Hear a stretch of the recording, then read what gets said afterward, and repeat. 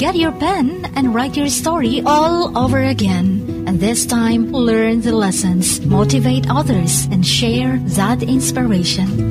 Dear Max FM with DJ Chini. Dear Max FM, sa pagkakataong ito, sa oras na mabasa mo ang sulat ko, maaaring wala na ako dito. Nasa malayo na ako. Pero gusto kong isulat ito dahil hindi ako nakapag-iwan ng kahit anong goodbye letter sa pamilya ko. Especially sa asawa ko. Itago niyo na lang ako sa pangalang Taylor. I'm writing this letter as a cry for help. A scream in the silence. In a desperate attempt to make sense of the chaos that has become my life. Nasakal ako. Sumisigaw ako sa tago. I feel trapped, lost, and suffocated by the choices I've made. Most of all, I'm consumed by the regret of marrying the wrong person, like my husband.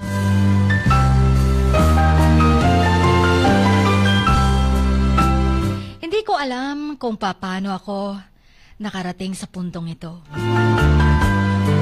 Pero alam kong hindi ko na kayang itago ang aking mga damdamin. Nakakapagod na magpanggap na lahat ay okay. Na masaya ako sa pagsasama namin ng asawa ko.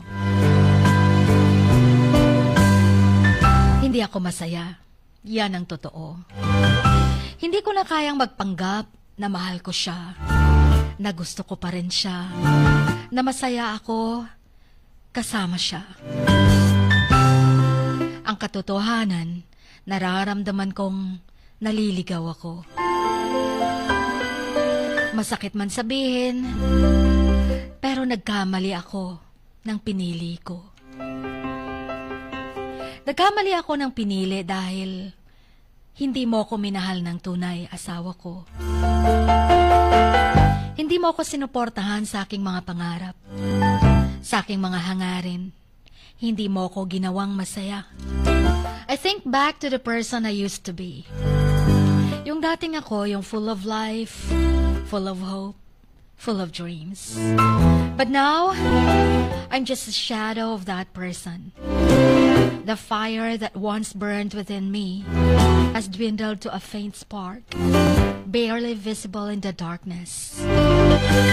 I'm angry with myself for ignoring the red flags, for settling for someone who doesn't love and appreciate me for who I am. Galit ako sa asawa ko for not being the partner I deserve, for not supporting my dreams and aspirations. Hindi tulad ng ginawa ko sa kanya dati. Lahat ng goals niya, tinulungan ko siya, minotivate ko siya, pinush ko siya. At nang naging matagumpay na siya, iniwan niya na lang ako sa ere. Parang hangin na lang ako sa kanya. Parang hindi nakikita, hindi nararamdaman. And most of all, malungkot ako. I'm sad. Sad that I've wasted years of my life on someone who doesn't make me happy.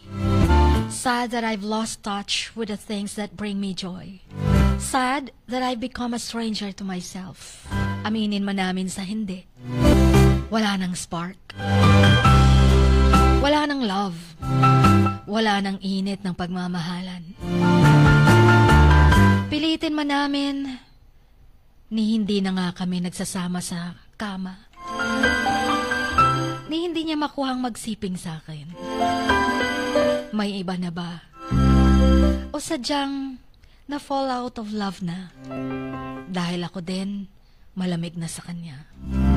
Buti na lang, Chin, nakunan ako nung minsan nabuntis ako. Hindi para sa amin ang bata. Kung ganito lang naman ang magiging buhay ko kasama siya, hindi magiging masaya ang bata. Ayoko nang i-elaborate pa. Pero kahit hindi niya ako sinasaktan physically, pero daig pa sa mga pasa ng bugbog ang emosyon na sinaktan ng paulit-ulit. Andyan yung mga sinasabi niyang bad words against me. Yung kakausapin mo lang ng mahinahon, sisigawan ka. Yung laging galit sa'yo. Yung parang tingin niya sa'yo, kaaway niya. Hindi yung asawa niyang dating dinala niya sa altar at pinangakuan ng saya. Ngayon nararamdaman kong nawala ng pag-asa ko. Nararamdaman ko, hindi ko na kayang magpanggap pa.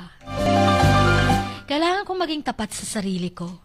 Kailangan kong maging tapat sa aking damdamin. Hindi ko na alam kung anong gagawin ko ngayon. Pero alam kong hindi ko na kayang ituloy ang pagsasama namin. Hindi ko na kayang ikip pa ang promise namin sa altar na sa hirap at sa ginhawa kami ay magkasama. Habang sinusulat ko na to, I'm filled with a mix of emotions. Frustration, regret, galit sa puso, at lungkot ng puso. But I'm also filled with a glimmer of hope. Hope that I can find my way back to myself. Hope that I can learn to love myself again. Dahil sa tagal ng pagsasama namin, nakalimutan kong maging masaya. Nakalimutan kong pangitiin ng sarili ko. And hope that I can create a better future for myself. Only for myself. But I don't know what the future holds. But I do know that I deserve better. I deserve to be happy, to be loved, and to be fulfilled. Para sa asawa ko, sorry. Sorry sa lahat ng mga pagkukulang ko din sa'yo. At sorry, iniwan kita na hindi nagpapaalam. Huwag mo na akong hanapin. Hanapin mo na din muna ang sarili mo. O baka kasi may iba ka na. Magaling ka lang magtago. Dahil ang isang asawa hindi man lalamig at hindi parang ituring ang asawa na parang hangin. Kung hindi rin nagmamahal ng iba na. At hindi ko na kaya. Hanggang dito na lamang din ang pasensya ko. Gusto ko namang pangitiin ang sarili ko. Kaya sorry. Hindi na rin kita mahal. Kaya huli na to. At alam ko, hindi mo na rin ako mahal.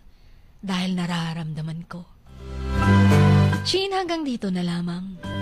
Ang inyong Kamax, Taylor.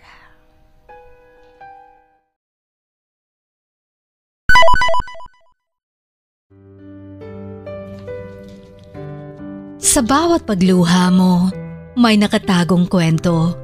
Sa bawat ngiti mo, may gustong sabihin ang puso mo. At sa likod ng iyong halakak at maging sa pagkabiko mo, may mensaheng nakabalot sa iyong pagkatao. At ang tanging nais mo lamang ay mapakinggan ang mga ito ng buong mundo.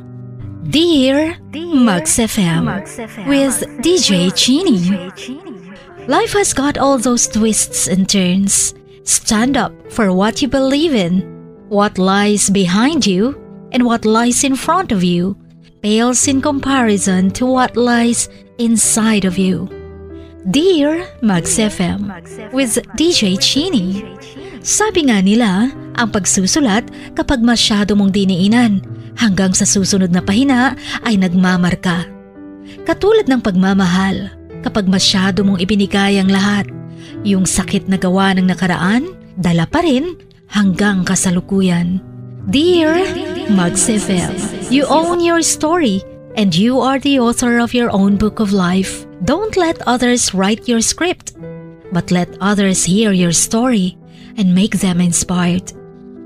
Kaya sumulat na, maging bahagi ng aming programa, Dear Max FM with DJ Chini, tuwing Lunes hanggang Biyernes, 1:00 hanggang 3:00 ng hapon sa Max News FM Sock Sergeant. Love, life, and lessons from the past.